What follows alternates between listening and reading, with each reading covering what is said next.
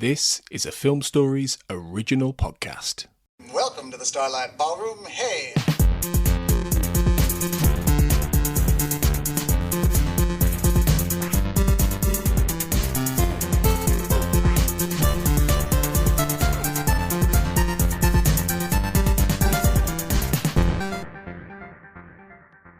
Hello and welcome to Shipwrecked and Comatose, a Red Dwarf podcast.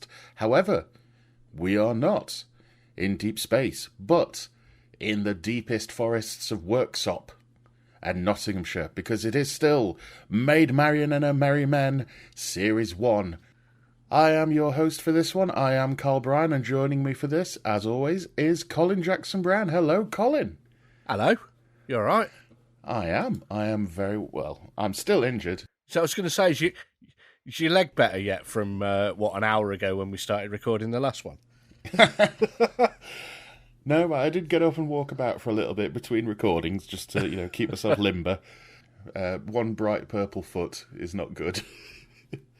I quite like bright purple. I have seen medical professionals. I'm not just trying to gut it out. I am fine.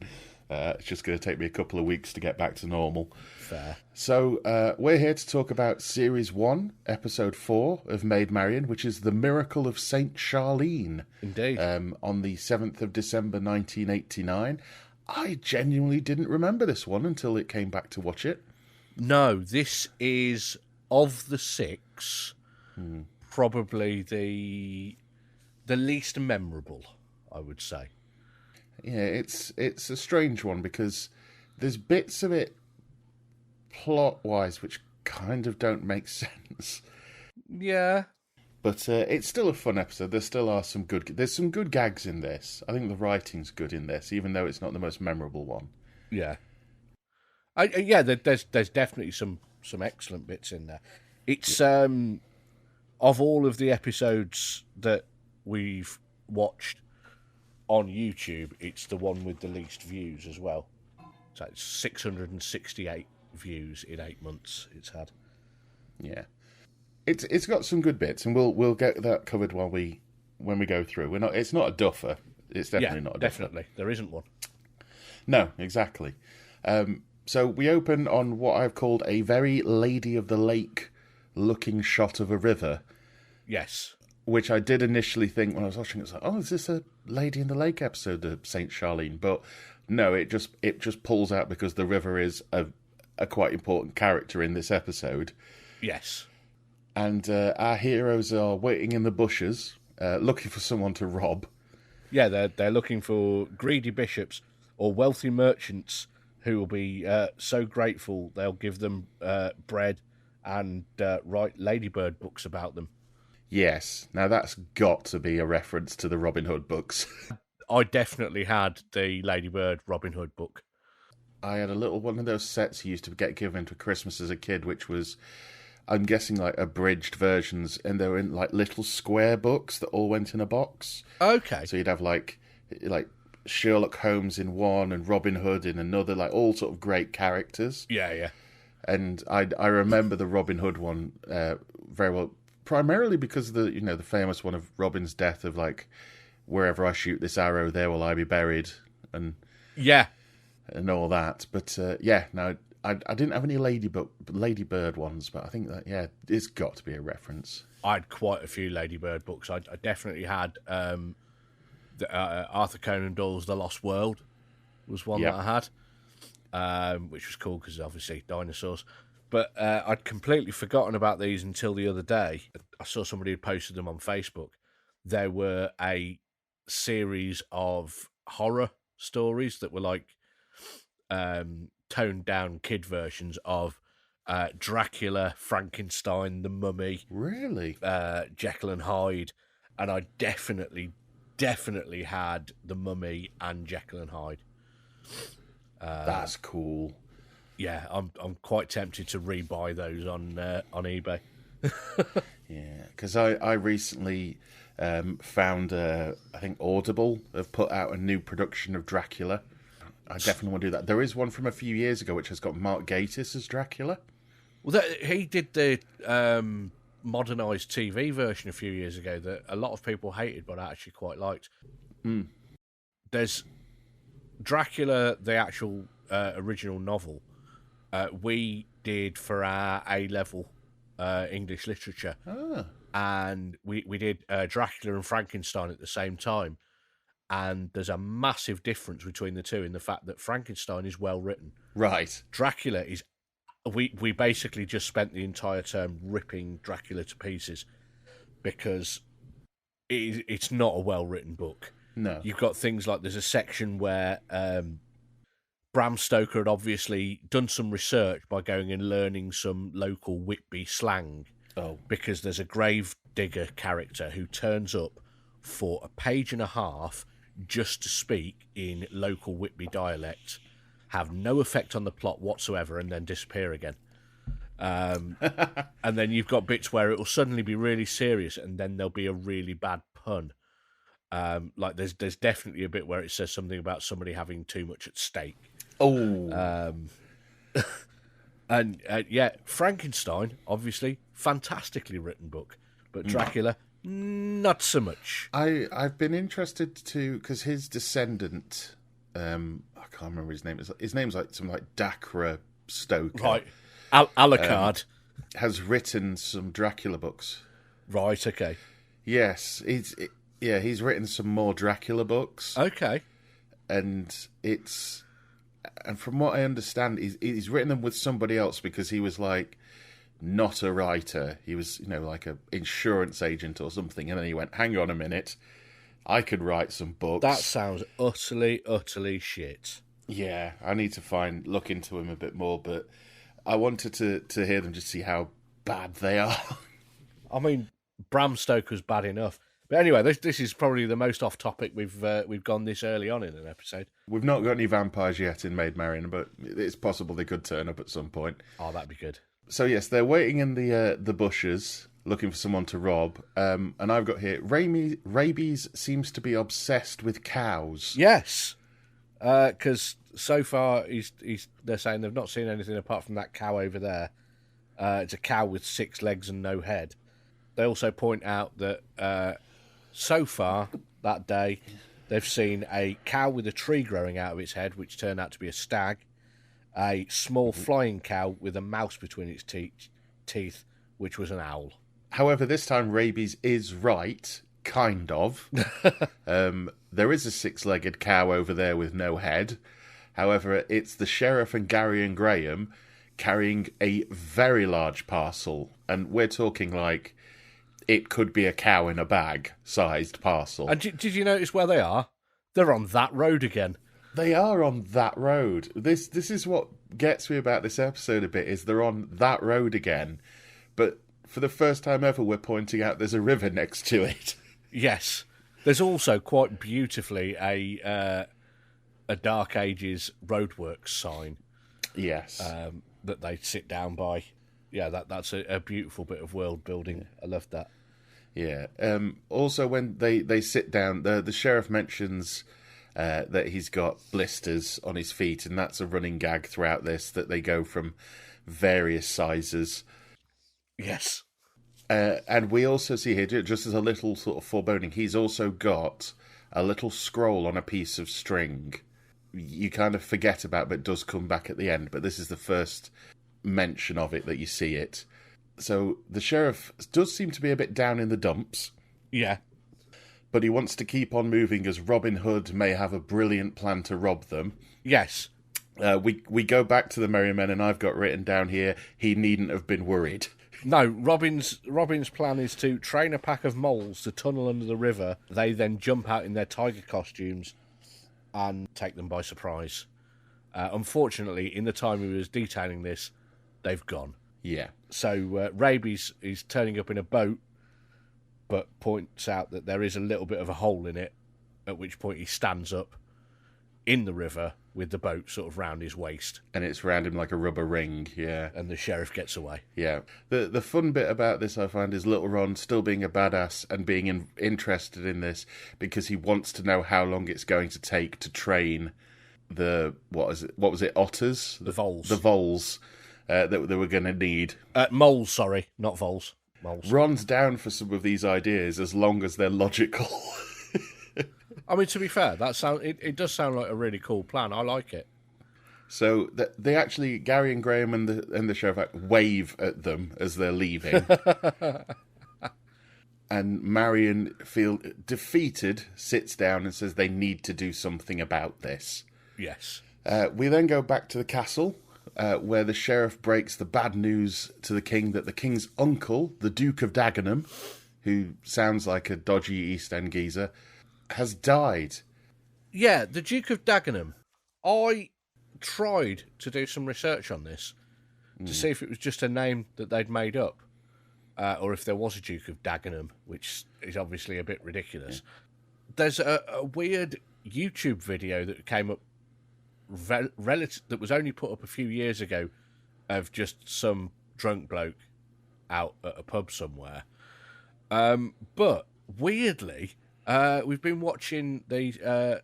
have you seen Mandy, the comedy series with Diane Morgan, who does Philomena Kunk? I haven't, no. It's really good. It's basically her trying out lots of different jobs that she's utterly terrible at. But there's one episode where she's got a job as a guide in a stately home, and she's making up a story about, this chair and why it's significant, because these American tourists keep giving her money when she's making stuff up. Yeah. And she refers to the Duke of Dagenham, which she's about the right age to have been a fan of Maid Marian and Her Merry Men. And I wondered if that was a reference to this. Ooh, that could be the case. Because it's a nice little coincidence. I couldn't find any other references to it anywhere else. So I'm hoping that that's where she'd got that from. I mean, it could totally be a coincidence. Yeah. I'm guessing there's pubs called the Duke of Dagenham. Could be. Yeah. Could be. Although none came up when I was searching. Oh, in that case we can open up our own Maid Marian themed pub. Yes. The Duke of Dagenham. And in confuse Derby. Everybody.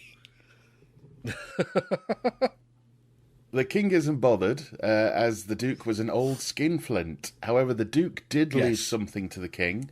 The giant parcel that we saw earlier. I very much like the fact that as they bring the parcel in, Graham goes over and says, "Sign here, please," and gets him to sign for the part. Just a nice little touch on it. Yeah.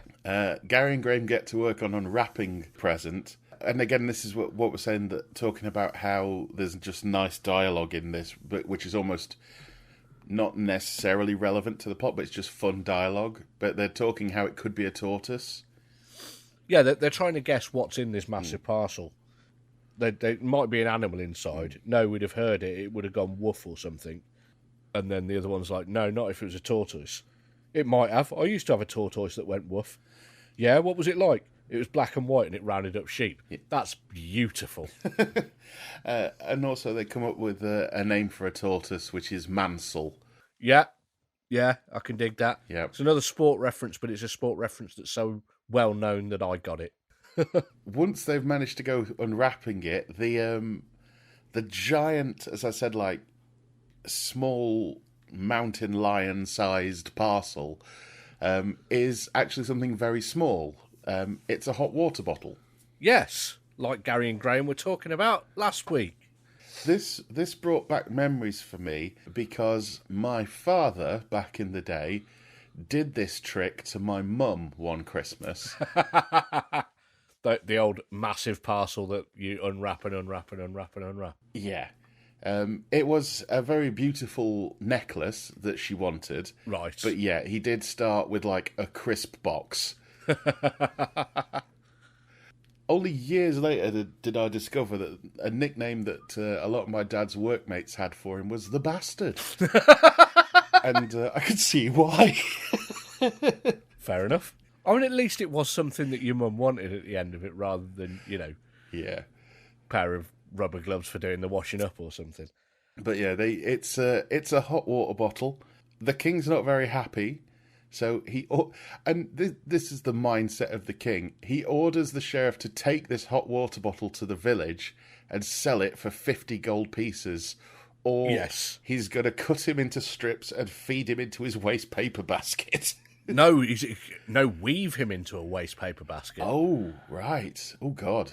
Yeah, that's why he's cut into strips. Right. Yeah, so he's very inventive, King John. It's inventive cartoon violence, isn't it? Which Yeah. I like. It's a good vein of comedy. Yeah, it's very Blackadder, isn't it? It's Yeah.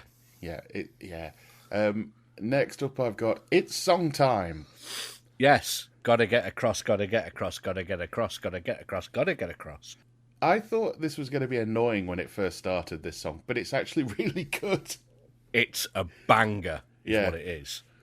While they're trying to, basically, the Merry Men are trying to figure out how to get across the river, and then they have a brainwave. They're going to build a bridge. Yeah. Although before that, they're trying very... It's like that old footage where you see, people on piers driving off where they're trying to make flying machines and stuff. There's a bit where there's Robin with two big sort of wings that he's made.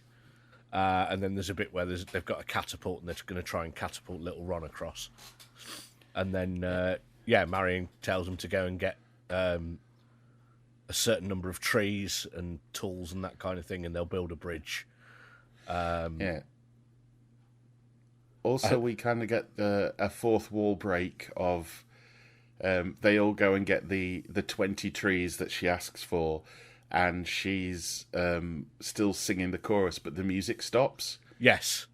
And she asks where the music went. Yeah. And Robin tells her that she's finished, which is obviously incredibly efficient, until it is realised that they have only built half a bridge. The reason for that being, she specifically told them to get 20 trees. Yeah. And they did exactly what she said. They got a lot out of those 20 trees because they are halfway over the river. It's a good bridge.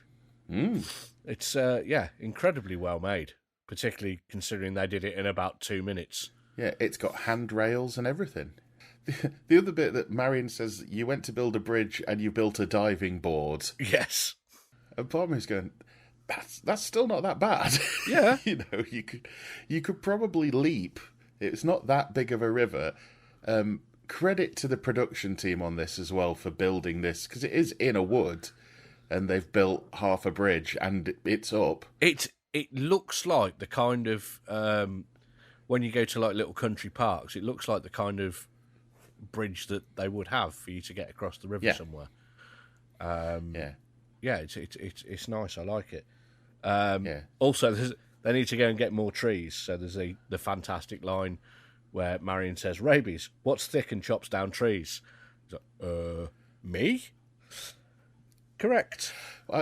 I've got that down as Marian's quite harsh to Rabies. It is quite harsh, but it's still a brilliant line. Yeah.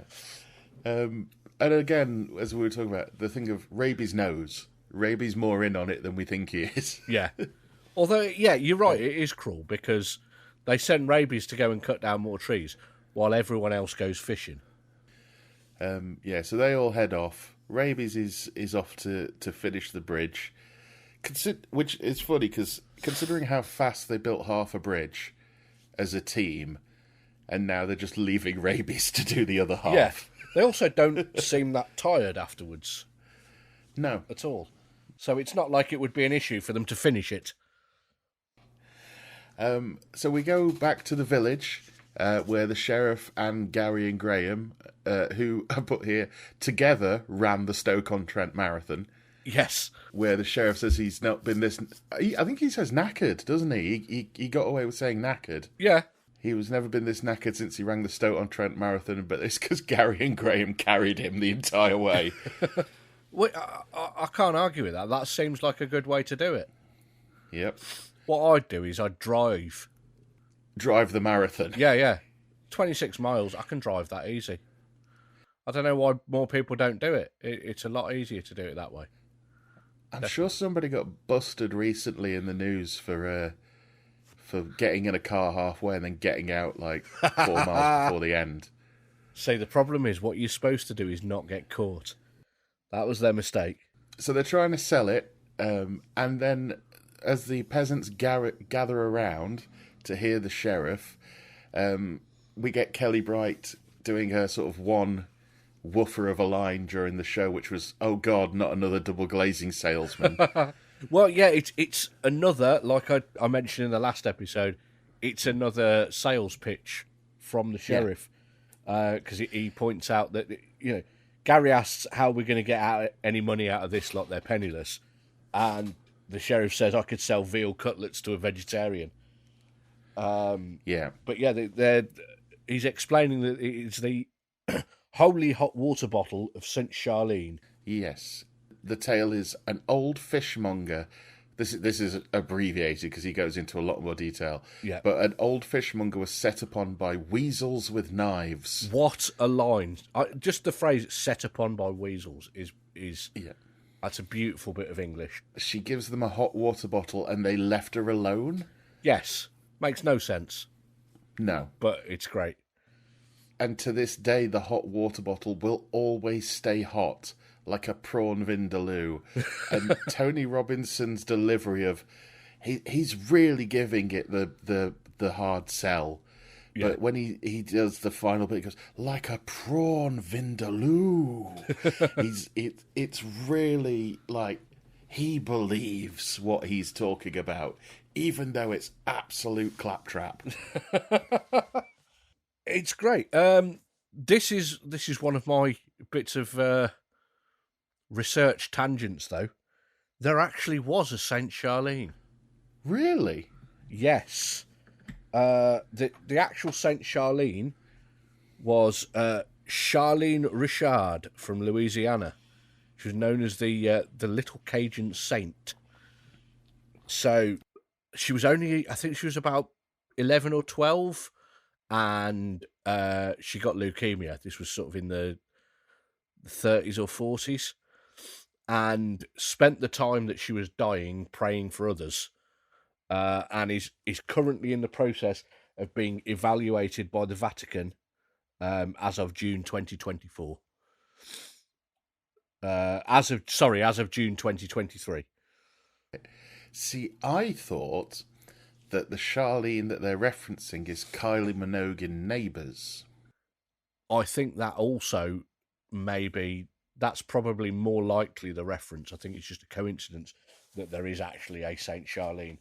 Because obviously in 1989, Tony Robinson's not going to have been able to Google that. Yeah, because, I mean, it could have been him being incredibly smart and brainy and having known it anyway, but it would have been at the wrong time because Scott and Charlene from Neighbours got married, which was broadcast in the UK in November of the year before. Right. And had been seen by 19.6 million people. Yeah, that's got to be it, hasn't it? Which, at the time, when we were still in, like, 4 channels mode... Yeah. It's ridiculous. And I think it was, like, the third highest thing that had been on in the UK until that point. I'd imagine sort of the... Charles and Diana's wedding is probably one of the 2 things higher than that, but I've no idea what the other one will have been. Yeah, probably like the moon landing or something, but yeah, so... Why did I not think of that? Of course it's the fucking moon landing, yeah. So we were in the grips of Kylie Mania at the time, so it could have been that as well. And why not? I also looked into hot water bottles. Excellent. I mean, you can see sort of a little bit in the top when you take the stopper out, but it's quite difficult to look all the way in. Quite dark. It can be, yeah. And if you squeeze them too tight, they've still got a bit of water and it could go right in your eye. Oh, that if it's hot water, that would be a very bad idea indeed. Yeah. Don't do that. No. So hot water bottles were in use in Britain by at least 1875. Right. The earliest versions of hot water bottles would be for them to put hot coals from the dying embers of a fire into. So they weren't really in use that they were aware of until 676 years past this. Right. But, of course, the joy of that is we don't know. So they could have been all of these things, but there was just nobody to record that they were being used at the time.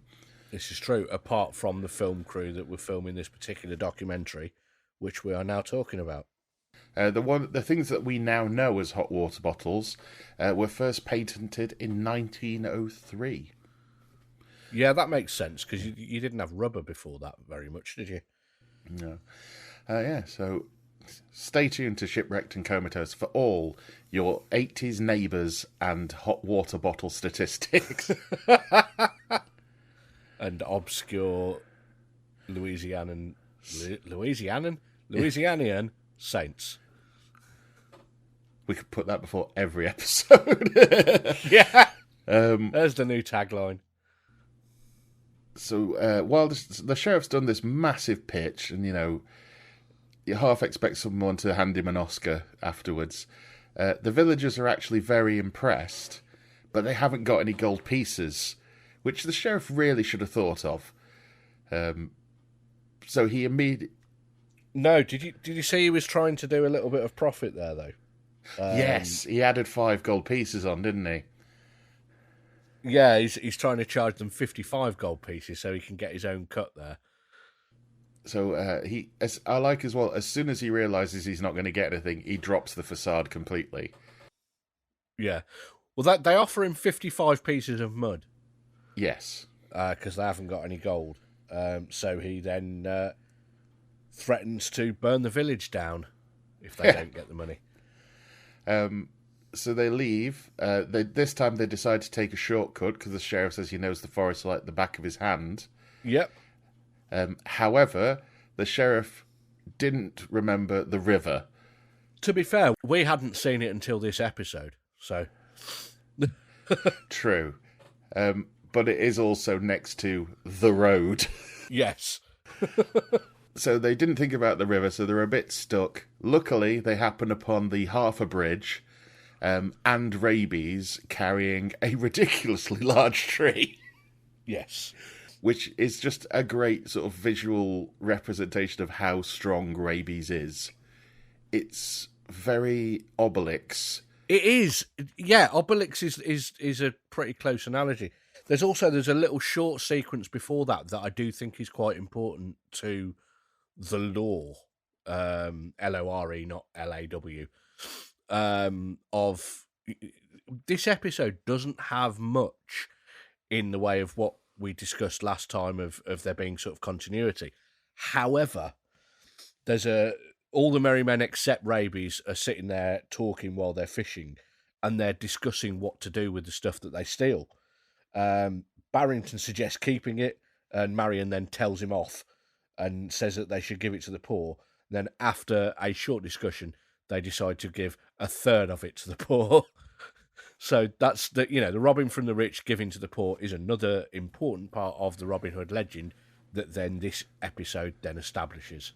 So that gives this episode its purpose. Yeah, it's good that we have these moments in it. And as I said, I can't remember whether this does end up being the case when we hit the second series, but we have all the rules in place by then of what they're doing and stuff like that. They've confronted rabies. I've written here that rabies manages to defeat all 3 of them, even though he doesn't mean to, in a slapstick fashion with the tree. It's the classic sort of music hall / Chuckle Brothers thing of someone carrying a big plank and turning round and accidentally knocking one person out, and then turning round and accidentally knocking the other person out. Yeah, it's the great. First one ducks and the second one doesn't, and yeah. So all 3 of them end up in the river. And rabies warns them that the tree trunk is too heavy and it'll make the bridge collapse, which then he's correct, and it leads to the bridge collapsing and the sheriff falling in the river too. Yeah. This alerts the merry men who are fishing not that far away. Yeah. And they catch the hot water bottle. Yes. Which Robin mistakes for a fish. Barrington catches it with his fishing rod. And as it's a rubbish catch, they decide for this one, they're going to give all of it to the poor, not just a third. It does spark off the slightly running joke of Robin believes it's a fish. Yeah. And that's where we get hot water bottles from, is they're made out of fish. And that it's really cruel, which it just shows Robin's kind innocence as well, that he thinks that this is really cruel that they're made out of these rubbery fish. Yeah. I think it was seen at the time that sort of hipsters were vegetarians. Yeah. And I think that's part of that kind of thing, so he's a bit of a veggie. So Marian, again, very unimpressed, sends Robin off with the hot water bottle to give it to the poor. And the first people he comes across are Gary and Graham. Yes, who are laying it on really thick, discussing their traumatic near-death experience of falling in the incredibly shallow river. Yeah. We also get the second reveal of Gary's incredible mop-top hairdo. Yes, yeah. But they're all cold and shivering, so Robin happens upon them and gives them the hot water bottle, although he gives them recommendations on how to cook it. Yeah, he advises them to dip it in batter and fry it, because it's a fish, as we've just established. Absolutely. So while Gary and Graham have this hot water bottle, we're back at the castle, where the sheriff's explaining what happened to the king. He's sopping wet himself. Yes, there's a beautiful line from King John demanding to know why he's dripping on his floor like an extremely unattractive mermaid. And also he's fidgeting in his pants. He is, yes. But don't worry, it's not a U-tree situation. It's the revival of the second parcel, which is the tiny scroll that the sheriff had. Now, he says that he saved it so he didn't give all the presents at once, whereas I think he just forgot. In fact, just before he finds that, he's complaining that he reports that he was attacked by a peasant, lost 2 of his best men, got water in his hat, and there's a funny lumpy thing in his tights, which turns out to be the scroll. I thought it was quite nice he refers to Gary and Graham as his best men. Yes. Yeah. I mean, they're his only men, but so that by default they're his best. King John doesn't care at all, just wants to know if he sold the hot water bottle. And the sheriff lies and says he has, but he hasn't got the gold yet. But then he finds the lumpy thing in his tights, unravels it, and finds it's a second parcel from the Duke of Dagenham. And it's a note which explains that the hot water bottle contains the Duke of Dagenham's money. Yes, his fortune's in there because he took it to bed with him every night. Yes. So, I mean, it's quite a small hot water bottle. That suggests he's not actually as rich as is made out. Yes. So the king's attitude changes immediately to his dear departed uncle. He sends the sheriff off to find it and offers 10% of what's in it once he brings it back. Yep. It then cuts to the sheriff wading through the river with a net, trying to call the hot water bottle by going, "Here, hotty botty botty," which is very silly indeed. And it's while he's doing this that he runs back into Gary and Graham. And I do like the slight continuity of you almost expect them to just show up again later and not be mentioned. Yeah. But when he runs into them again, he was like, "Oh, I thought you were dead." And they're quite happy to see him. By sheer luck, they've got the sheriff's gone in there with he's got some licorice all sorts which are in his hat. Yes. Which I do hope ends up being a running gag of he's got things in his hat. And he puts them to one side. He's got 47p and a bag of licorice all sorts. That is another specific amount, like the £142.88 in the last episode.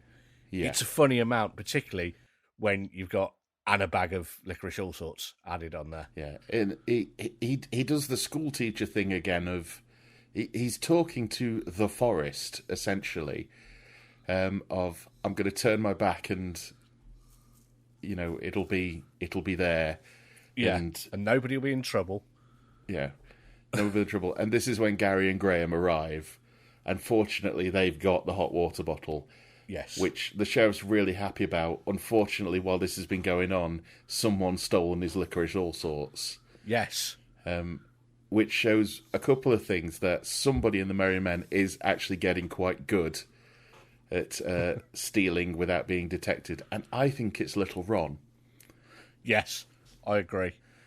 Yeah. I mean, he's got the fact that he's shorter than everyone else, so he can sneak up through the bracken and nick it. Yeah. So now they have the hot water bottle back. He heads back to the castle, and the king's ready to receive a fortune, and the sheriff's really excited as well. He starts telling us what things he wants to buy. He wants to get a bowling alley That was it. and an arcade room with all the latest games, which just kind of shows that the sheriff's a bit of a geek, Yeah. as well. So he wants to play. It also shows how quickly he came up with the game John, because he likes games and things like that.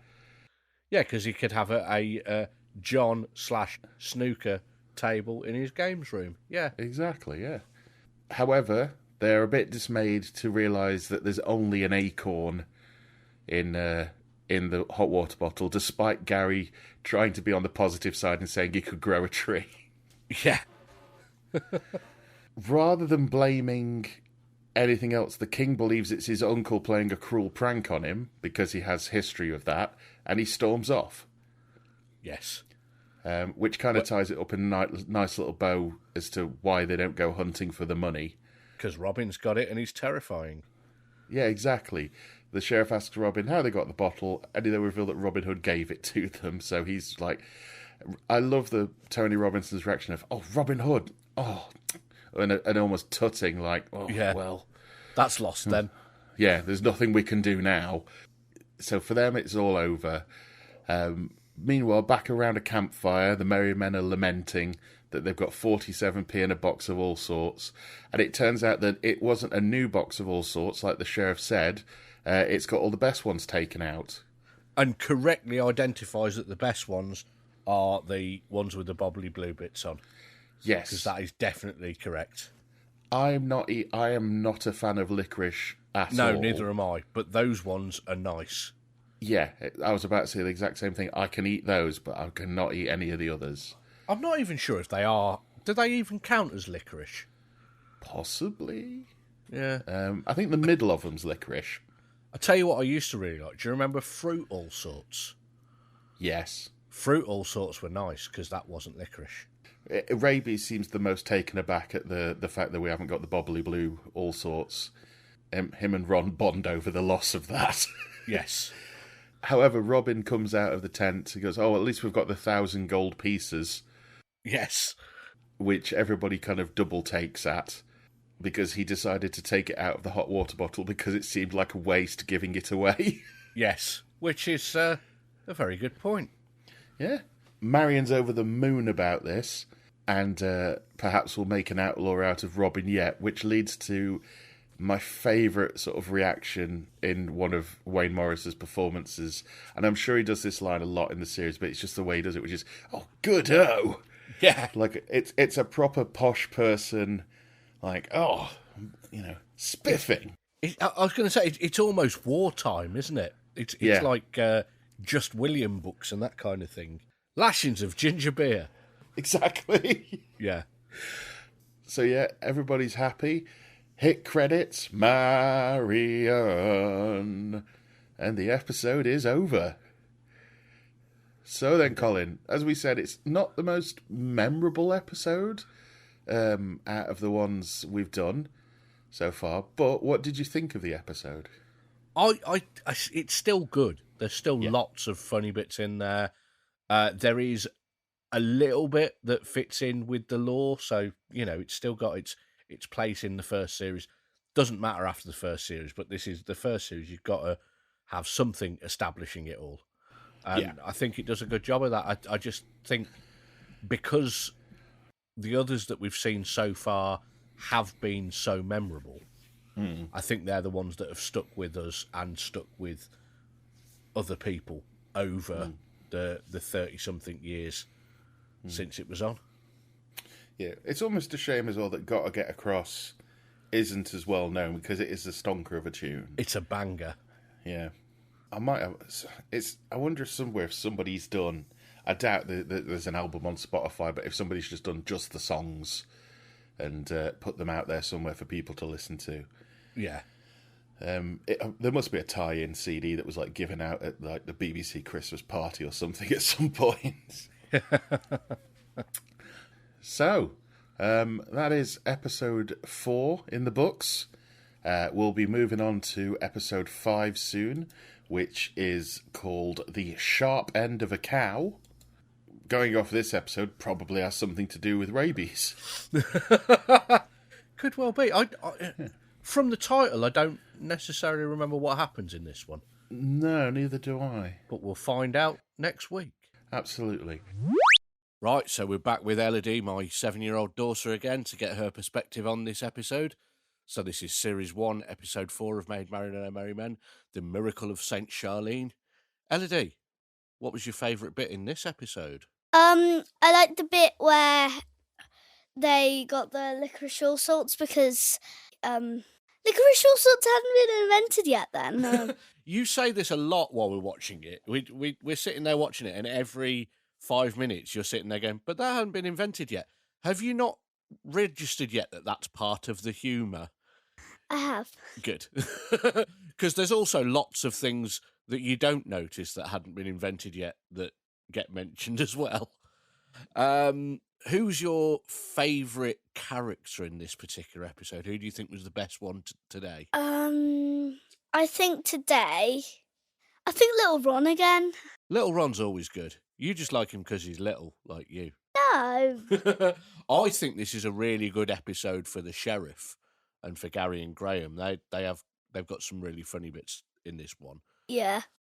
How do you think this episode fits in with the others? Do you think it's better than a game called John and the other episodes, or do you think it's where would you rank it with all the others? Do you think? I would say I actually think this one's the second best. Second best. What's your favourite one so far? I can't remember if you said.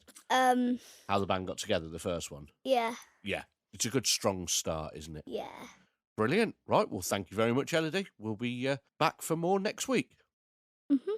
Bye. Goodbye. Bye. The end. So, Colin, where can people find you? As I've said on previous ones, I've got 2 other podcasts, Weeding Music and Free with this month's issue. If you like music, give them both a listen. You can find them on weedingpodcast.com or by searching for them on podcast apps. Okay, and you can find me at the link tree / Magic Mark Adams that I'm going to set up for him and not tell him about, with links to all of his his human celebrant services and his wrestling services and his socials that he sometimes touches occasionally. So yeah, keep your eye out for that, and it probably won't be around long, or it might be around for a very long time, because I'm not going to tell him how to delete it. Technophobe Mark. You've got to love it. Anyway, thank you very much for tuning in. We will see you next time, and until then,